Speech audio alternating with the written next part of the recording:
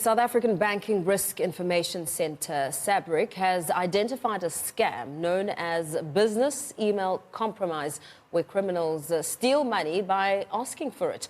The Banking Security Group says the scam specifically targets employees and organizations who are authorized to transfer funds or make payments. To tell us a little bit more about how this scam works, we're joined in studio by Acting CEO of SABRIC, Susan Potgieter. Susan, good morning. Thank you so much for joining us. Thank you for having me.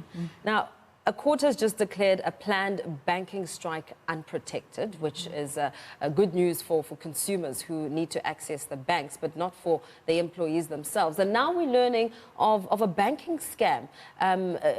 We're learning that the scam called the business email compromise, criminals steal money by asking for it. Absolutely. How does that work?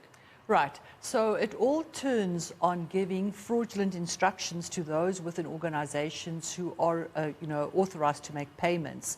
So typically what criminals would do is they would choose their victim organization, gather information about the victim organization from various sources. They use open source, like web pages. They could also use social engineering tactics by just phoning the reception and asking specific information. And then the intent of all of this is to get sufficient information to craft an email to somebody with the authority to make payment that will look authentic. So it will purport to come from the financial director or the CEO, whoever in that organization is authorized to make large payments. In good faith, the recipient of the email will then pay away money, and the address or the bank account given for the payment would of course be an account that the criminals will have access to launder the money out of the system. Now, it sounds very calculated and well orchestrated.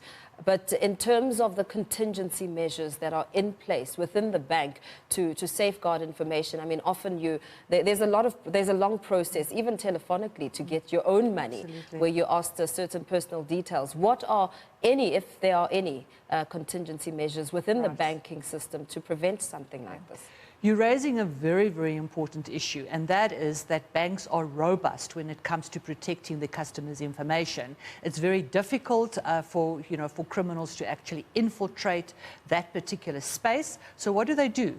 They target the man in the street or the business because they assume that those robust measures won't be in place. As I said before, it's as easy sometimes as literally phoning somebody in the company to try and gather information. And what they do is, using all of those tactics, they actually come up with a profile for the organization.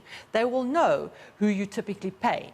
They will know through compromising, probably malware would come into play here as well. If they want to monitor an inbox, they will know who your debtors are, your creditors are, and so forth. So they'll have enough information to craft a storyline that looks plausible, because they know that targeting the bank is going to be more difficult. So they're targeting the consumer, unfortunately. And how can the consumer protect themselves? Right. I think in this particular scam, very, very important to be suspicious if you get urgent instructions to pay away a large amount of money. Always verify the directive.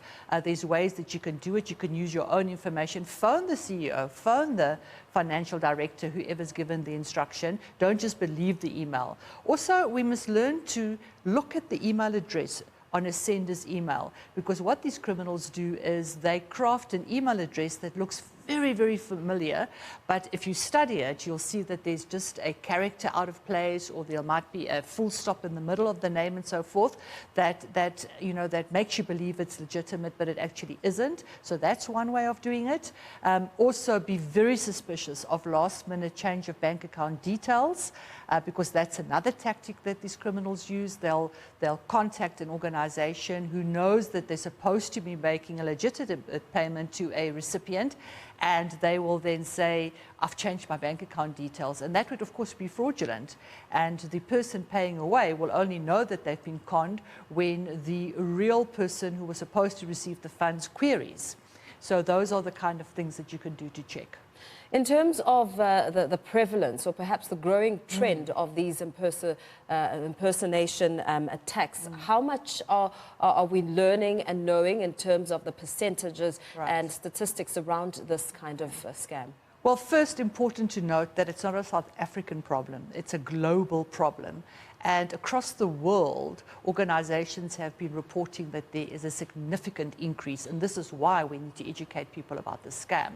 Within South Africa, we do not have reliable statistics yet. It's not a bank-specific scam. I've already explained, the businesses are targeted, so the information is actually within businesses. But because businesses come to their bank for assistance, we know that there are many, many South African businesses that have been targeted and that have actually lost money, unfortunately. Sometimes in large amounts, it could be as much as millions at a time. And when it comes to efforts to stop this kind of stuff and bring it all to an end, what research and information and perhaps, how can it be stopped? Right. The banking industry is very concerned about this, and most certainly where police investigators are investigating related matters, we are supporting them and, of course, trying to tie the dots to understand, who these perpetrators are, because it is cyber crime. They're not always in your face, so you actually have to go the extra mile to try and identify them. So most certainly working with law enforcement and supporting these investigations is something that the banking industry is taking very seriously. Absolutely. Thank you so much. Let's leave it there. Thank you for your time. That was acting CEO of Sabric, Susan Potgieter, talking about this latest business scam called the business email compromise, really ensuring that you safeguard your details and look at the finer details, Susan says. Let's now